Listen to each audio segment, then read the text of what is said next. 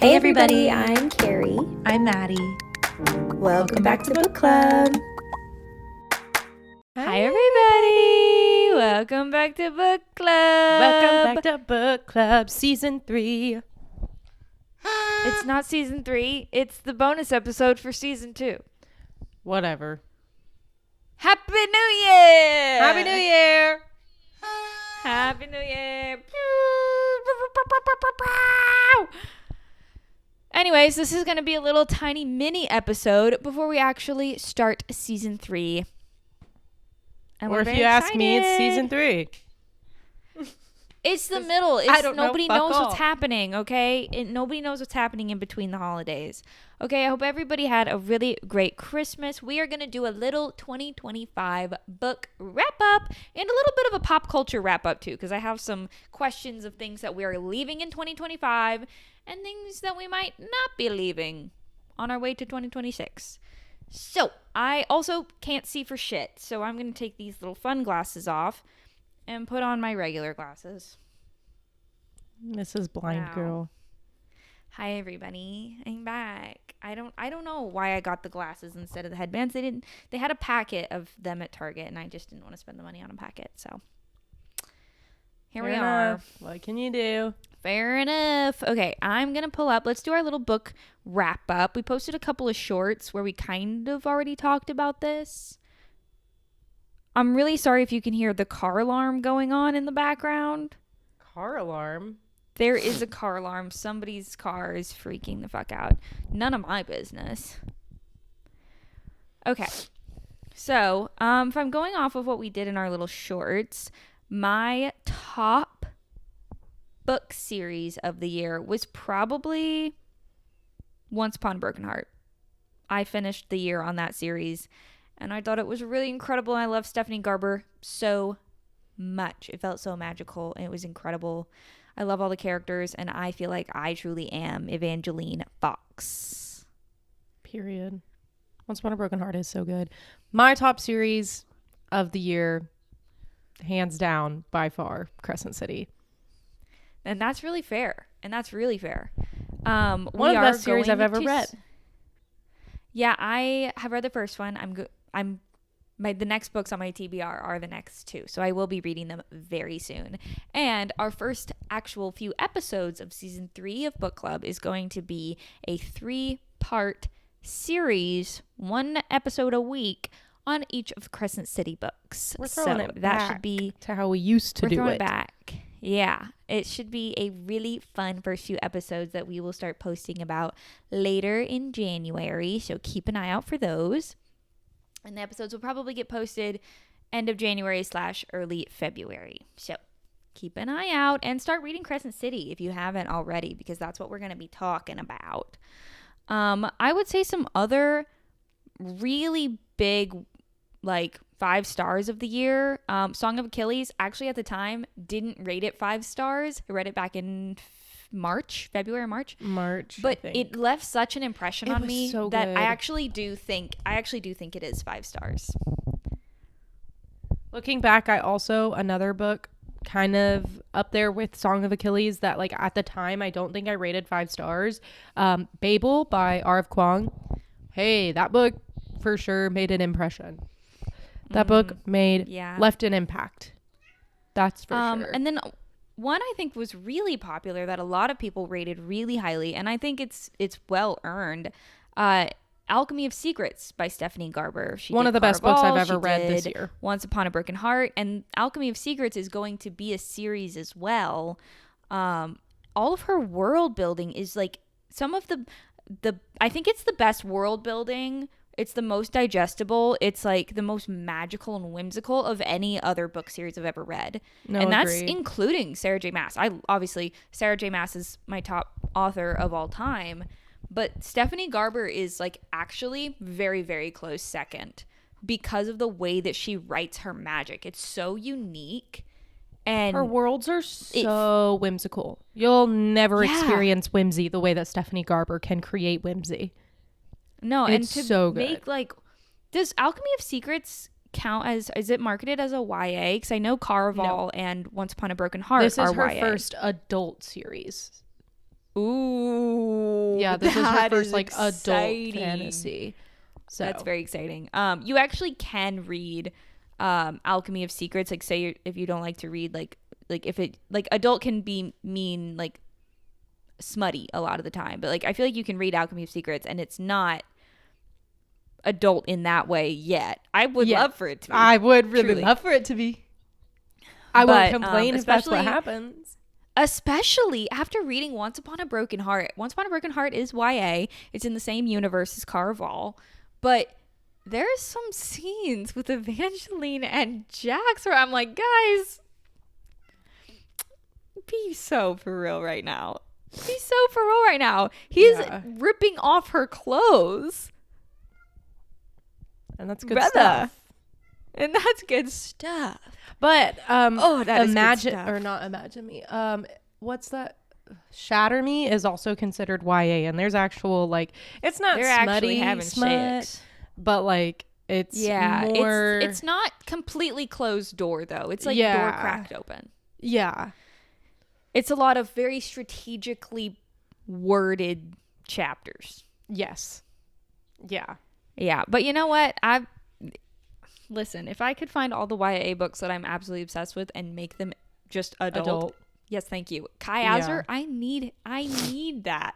Oh my god. Somebody recommend a Wattpad fanfic of Kai Azar. Please and thank you. Drop it in the comments. I need it.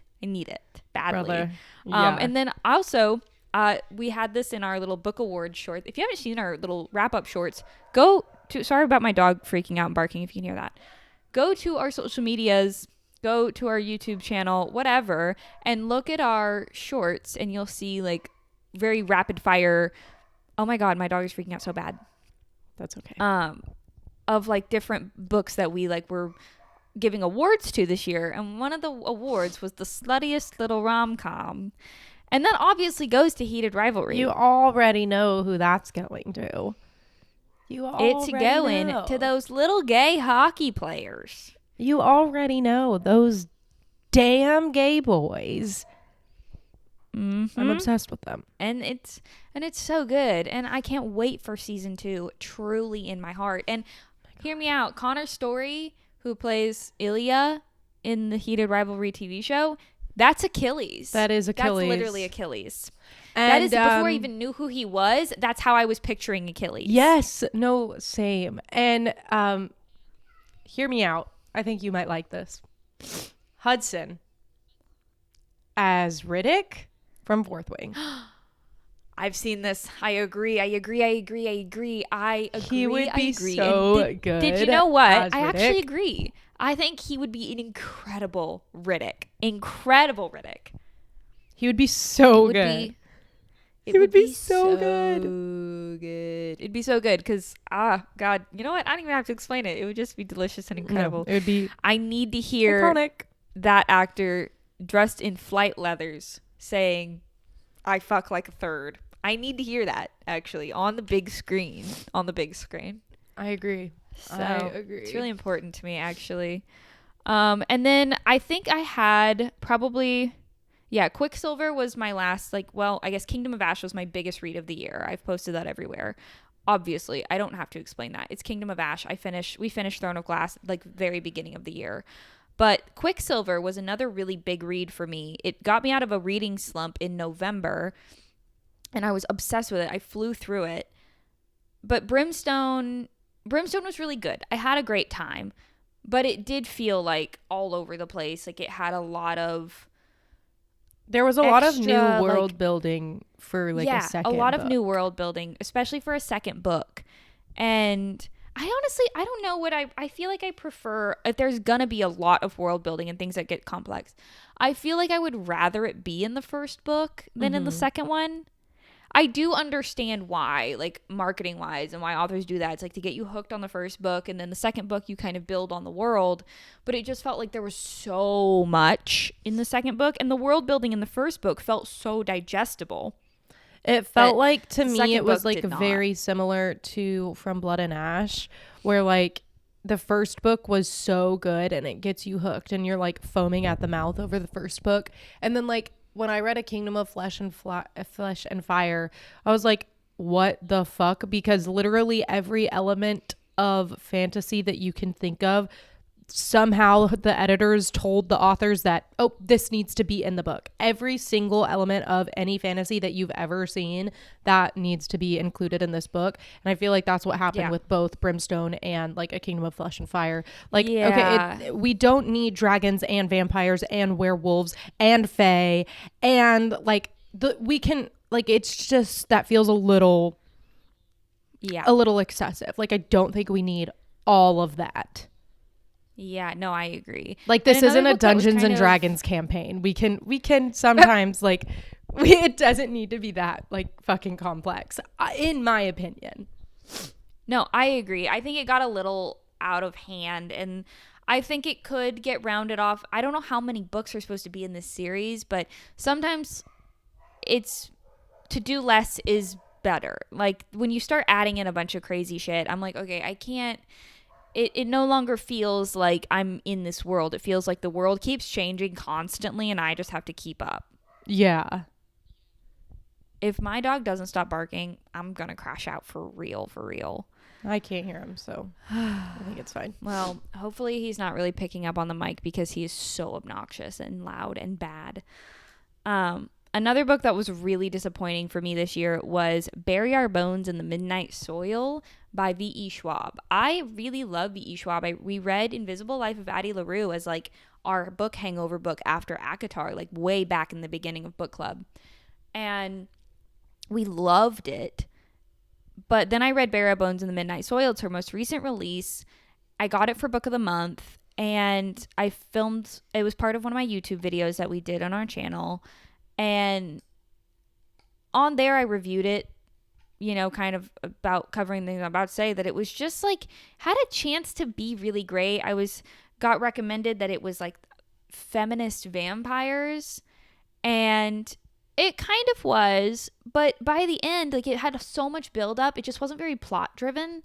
It's so much build up just to like kind of fall off at the end. It felt like the ending instead kind of became like just like lesbian relationship drama instead of like wanting to root for these characters or like getting behind. They're morally gray women. I don't know. It just felt all over the place. It was very similar to Invisible Life of Addie LaRue in like the way that it jumped back and forth with like historical time periods. But I don't know.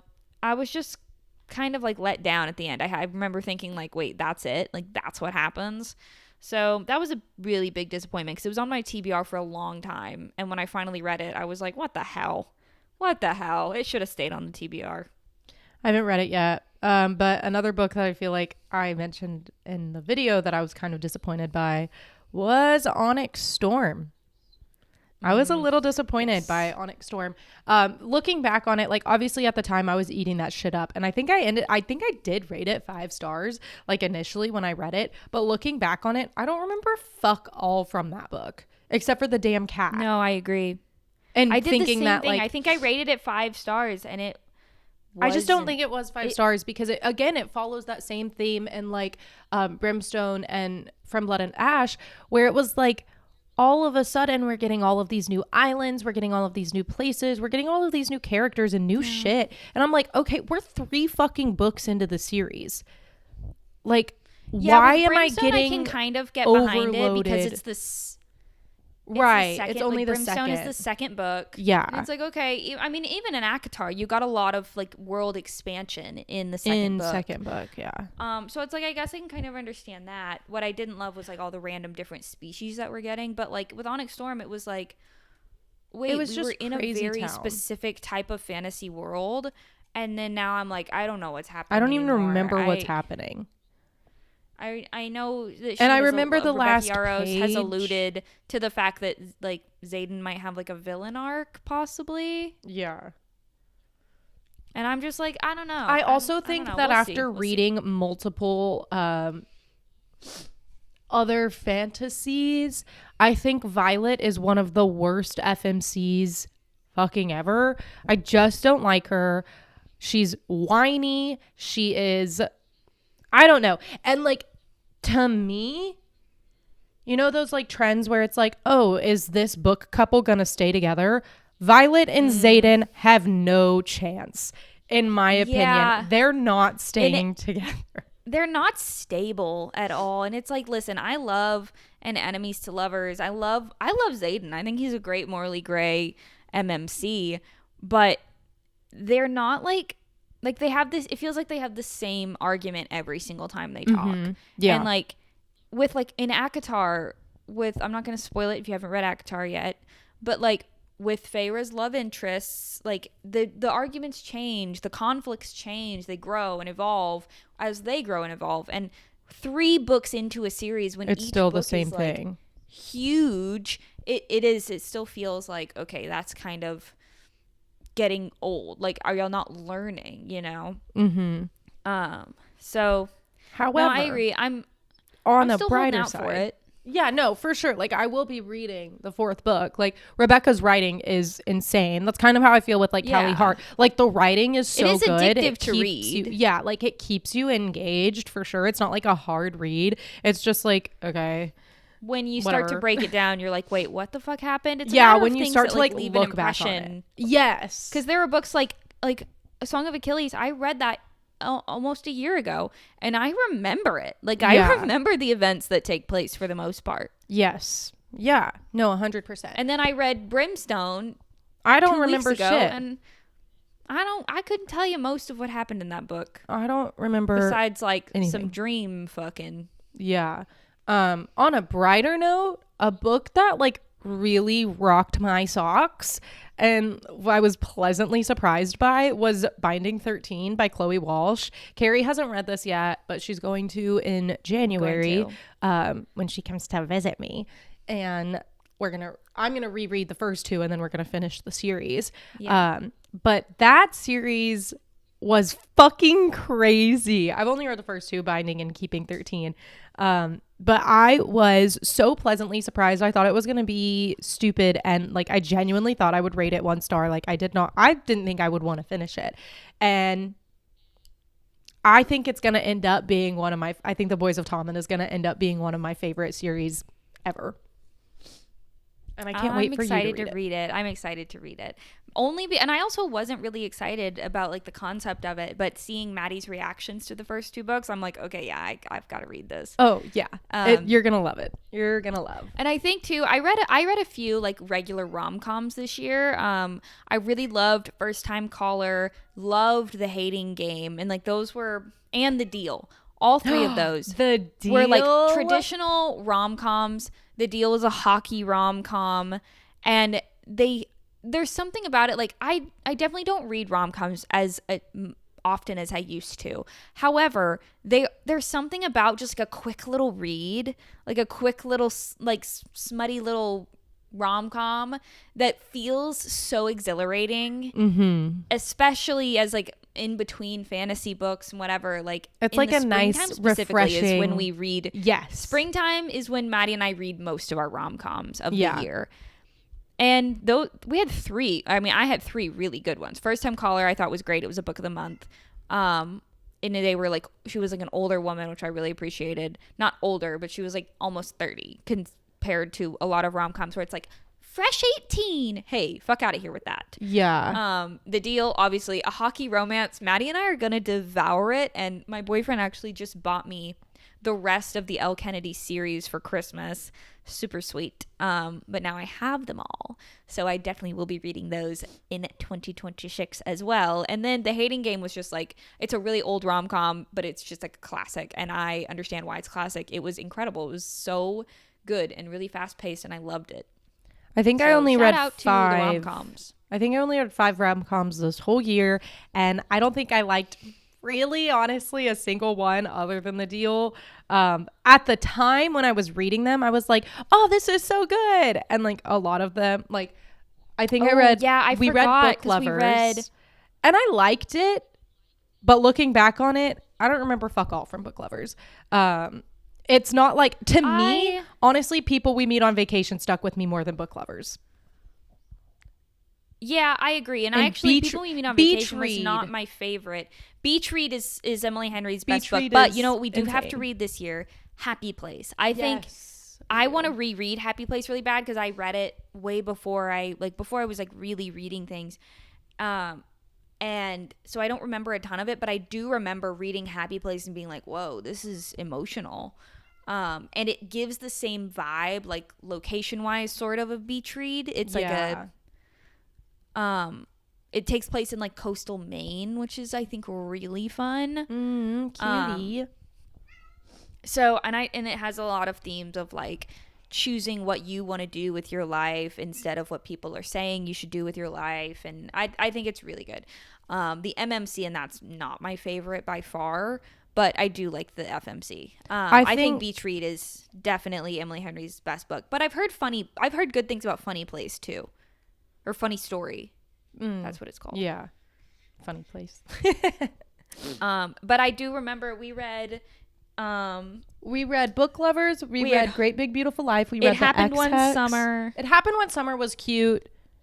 I remember liking Hook, Line, that. and Sinker. Hook, Line, and Sinker. Yeah, it was like a good summer read, whatever. Yeah, it wasn't anything like it wasn't beach read. That's for fucking sure. Yeah. We also read X-Hex Deep In. I didn't like the X-Hex. That book was X-Hex not was that like good. disappointing. I wanted it to be more fun than it was. And it fell flat. It was on my TBR for a really long time and it fell flat. Great Big Beautiful Life was also insanely disappointing to me. Yeah. No, when I initially read it, it did feel like a copycat of Evelyn Hugo, and I hate that. It was cute. I liked the romance aspect, like the story and the tie-ins at the end, but like to me it just like wasn't my favorite M. Hen book. Yeah, we also, with Deep End, Allie Hazelwood's one of my favorite romance authors. I normally love her stories. I still want you to read Love Theoretically because I think that's her best one, maybe. Love Hypothesis is probably her best one, but second for sure is Love Theoretically. But with Deep End, I just felt like kind of meh. I was bored by it. It was supposed to be super freaky. It didn't really feel that freaky. Yeah, it wasn't that freaky. Everybody was like, Lucas and what's her name are so freaky. And then they were like, so not freaky. Yeah. You know what's surprisingly on my TBR for this year? Mate by Allie Hazelwood. You know second what? to Bride. Yes, because if you've been watching us for any time now, I guess almost now, it was 2024, almost. So 2 years ago. But October of 2024, we read Bride, and neither of us liked it. Well, here's the thing, though. We loved it until it got to the nodding part. And if you know what that means, you know what that means. And we hated that. But we were like, whoa, we were eating it up until that point. And I've heard really great things about Mate. I literally only ever see people like raving about Mate and giving it 5 stars. So like for sure, we'll be reading that. I think that's on there. I also want to read Problematic Summer Romance. I think that'll be cute because I see a lot of people talk about that as well. Another one we read Carly Fortune this year. I read Meet Me at the Lake and you read... I read One Golden This Summer Will Be Different. I didn't like them. I didn't like it. I thought that Meet Me at the Lake was like a decent, cute summer romance, but it wasn't. I thought This Summer Would Be Different was super boring. I definitely think that my cat is being so bad and she's ruining my door right now. She won't stop scratching. Olive, go the fuck away. I definitely think that hockey romances are like the way to go for that's us. For me. Like that's I'm so excited to read the best. deal or the off-campus the rest series, of the off-campus, especially with the TV show coming out. Brother. I also think too, what I am worried about though is I know one of the books has like a accidental pregnancy trope. Yeah, and it's the next one. I'm gonna hate that. It's if it literally does the not end second at a one. Planned Parenthood, I'm gonna be pissed. Oh, it doesn't. It definitely ends with a baby. That's just so you upsetting. know what? Where are the rom-coms with an abortion trope? Is that a thing? Can we... Because the accidental pregnancy thing, you guys are gross freaks. Oh my you guys are God. gross freaks, and you need to stop bringing babies into situations in which they're not wanted. Hot fucking take. Especially accidentally. God. Especially when you're okay. and like I'll always in the obviously it's a fucking rom-com, so it always ends up working out. Yeah. They're not poor and in poverty, and the child is not starving. But like that's, let's be honest, not realistic. It's not realistic. Yeah. And I don't like accidental pregnancies. That's gross and disgusting. I think the last book that I know for sure is on my TBR for 2026, aside from the ones we're reading in January, like Boys of Tommen and Crescent City, is we do have to read Sunrise on the Reaping. No. The I'm so Hunger Games one. And we've been putting it off because I'm terrified. And We've because also there's been no, putting it off because there's no paperback yet. fuck ass paperback. And I only have I won't be buying the hardcover. I cannot. I know everybody's like, normalize having mismatched series, like looking different in the same series. Fuck that noise. Not on my shelf. Not happening on my shelf. I also won't have Not with something as classic as Hunger Games. I'm also not having cracked spines. No. I'm not doing it. I do have a few cracked spines. I won't do it. Sue me. And I need a paperback copy of Sunrise on the Reaping. But also, I'm so scared. I'm terrified to read that scared. book. I'm terrified. So scared. Another But one that's then we on my have- TBR is The Night and the Moth by Oh, yeah, I've seen that. Well, I'm actually forgetting who it's by right now, who the author is. Yep. But that one is also super, super highly rated. So I would That's like on my to read TBR. that. So is The Book of this one I Azrael. almost read. The Book of Azrael. My boyfriend got me that along with the off-campus series for Christmas, and it has really beautiful sprayed edges. He really popped off with that one. And what was I going to say? There was another one I was going to... Oh, The Nightingale. That's on my TBR. And When the Moon Hatched. Also on my TBR. I also would like to eventually get to One Dark Window. Yes, that's also there. There's a For lot sure, of... There's for a sure. lot of... I feel like now that we've Those are tackled... kind of standalone types. Yeah, and I feel like now that we've tackled Crescent City, like I used to feel like such a dark looming weight over my TBR because I was like Crescent City, and I like didn't think that I would like it. I thought that I would be too stressed out, and now it's probably one of my favorite series ever to exist. And I feel like such an immense weight lifted off of my chest. My TBR feels so clean going into 2026. Dude, I can't relate because Maddie read like a fuck ton of books right at the end of the year for a did. video. I did. And if you haven't seen the where she video, finishes- go watch yeah. it. Yeah, for sure. Which once I read Crescent City, I think I'll feel the same way. And that's literally like I'm going on a little trip this weekend. That is the first thing I'm picking up is Crescent And you're City. going to eat that shit up and fly through it. It is so Oh, good. I know. It is so fucking good. I know. The Crescent City haters are crazy. Insane. Crazy. I can tell just by the first book, people are insane. I do want us, because it's just a bonus episode, so I want us to wrap up a little bit. I have a few things that I've written down for things that questions on if we should leave it in 2025 or if we're bringing it to 2026. First thing, I've seen this a lot of people having the conversation of, is it like, are we DNFing with no guilt now? Are we picking up a book and deciding within the first 150 pages or so, I don't like it, guilt-free DNFing it? No. That's something Maddie and I have really been like, we don't do that. We don't do that.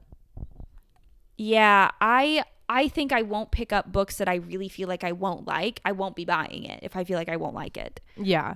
Even like when I knew I wouldn't like Intermezzo by Sally Rooney, I still read 5/6 of the book. Like I read a majority of that damn ass book before I DNF'd the last 80 pages.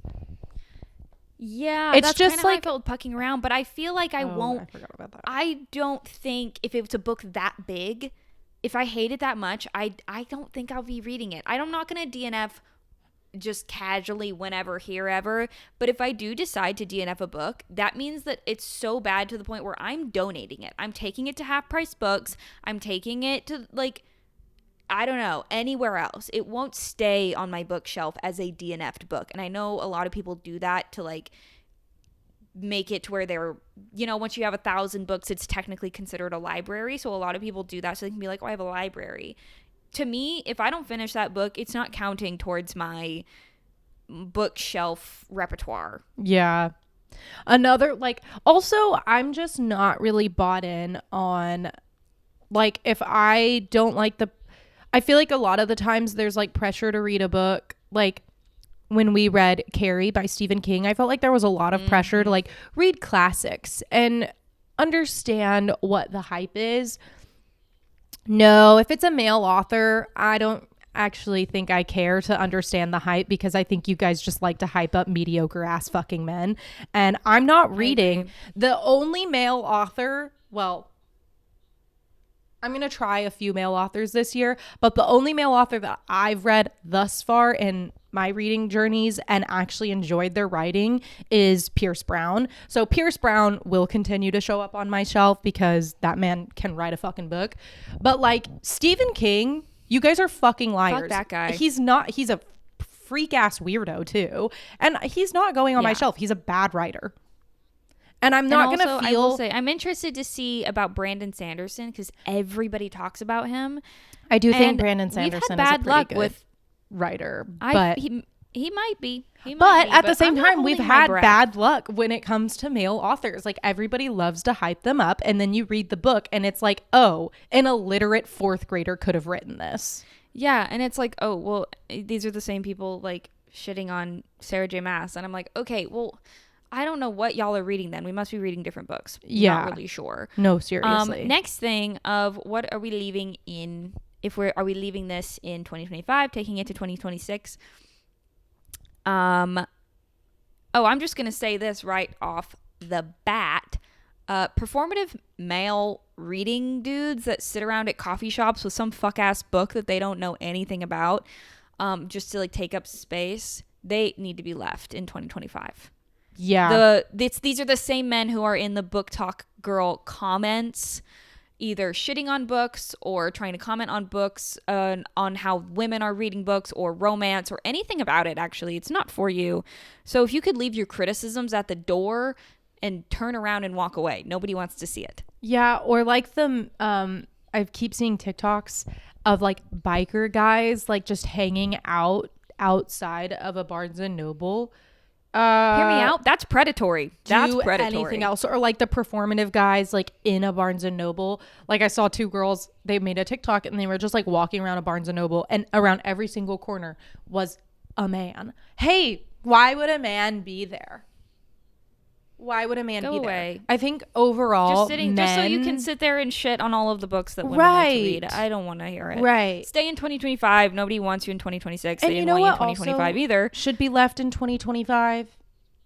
The people who think it's like some kind of flex to say that they haven't read a book since high school or middle school. Oh my God. Yeah. You guys think it's a flex to be illiterate? That's weird. That's not cool to be like, I haven't read a full book since I was 13. Brother, you're 35. That's not doing what you think it's doing. That's not a flex. That's actually quite embarrassing. It's not cool. It's not funny. Yeah. No. This one I'm actually not sure. Because I keep seeing TikToks and 2025 is a little bit up and down. Benson Boone. Is he hot or not? Like, what are we doing with Benson Boone? Okay, I don't think he's hot, but name one white male other than Harry Styles that I think is hot. I don't think Benson... But, like, as hot as in, like, is he, like, the way that he sings, I've seen clips of him singing covers, and he sang a cover of My Way, and it was incredible. He's for sure vocally, a good singer. So impressive. But then the music he releases...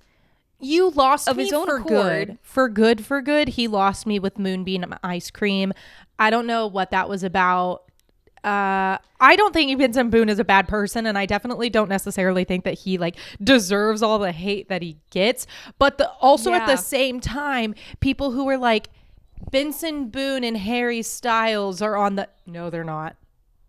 No, we're not. we're And not. Harry Styles is coming back in 2026 because this is the year I of our saw that. Lord. That was the other thing I had. Are we getting new Harry Styles music? I keep seeing shit. I might be clowning, but I fully believe that.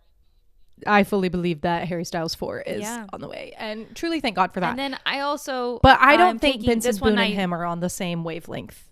No, definitely not. I was just more of like the hate was so intense, and then it was like everybody switching up. Yeah, when Benson Boone was kind of like playing into it, and so I was like, guys, what are we doing about Benson Boone? He was for sure a good sport about it. I would have crashed the fuck out if the whole internet just decided to like shit on me.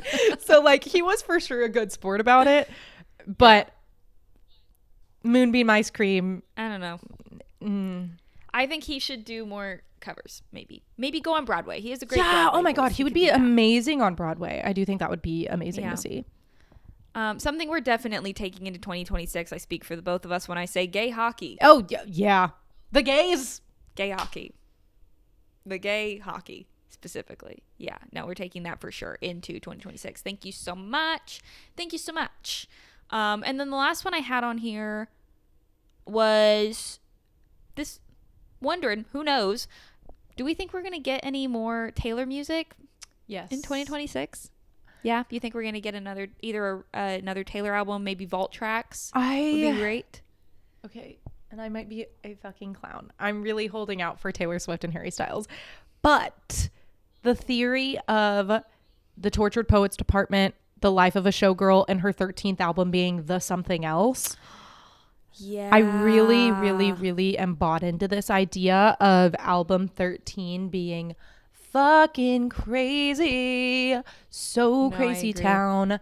But like, I don't know, at the same time also maybe she's having a baby with Travis Kelce. For me personally, I hope not. Selfishly, I want more music. I want more tours. But I have such a parasocial relationship with Taylor. I also just want her to be happy. So if like having a baby with Travis Kelce is what's going to make her happy, then I guess that's fine. But also at the same time, please don't stop going on tour, Mom. What else will I do with my life? I agree wholeheartedly, 100%. And that's all I had written down. So I feel like that's a pretty good place to wrap it up. Taylor Swift, Harry Styles, please come home. Please. The kids miss you. The kids yearn for music. The kids yearn for more music. And 2025 was a really great year for the Book Girls. It was a really great year for Maddie and I, and we're excited to see what 2026 brings. And so 2026 is going to be even better.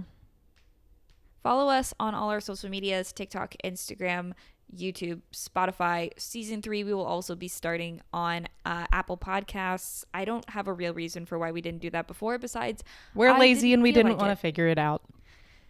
To be honest, we will be doing that for season 3, and we will kick off season 3 at the end of January / first week of February, starting with Crescent City series of Crescent City. So if you haven't read that series, go ahead and read it. You'll be reading it with me, and if you want to keep track of it, follow us on Fable in our book club and our personal accounts on Fable, where we will be posting updates and yapping about it. Yeah, at least I will be, because Maddie's already finished it. But stay tuned for that, guys, and Happy New Year. Happy New Year. See ya in a few weeks.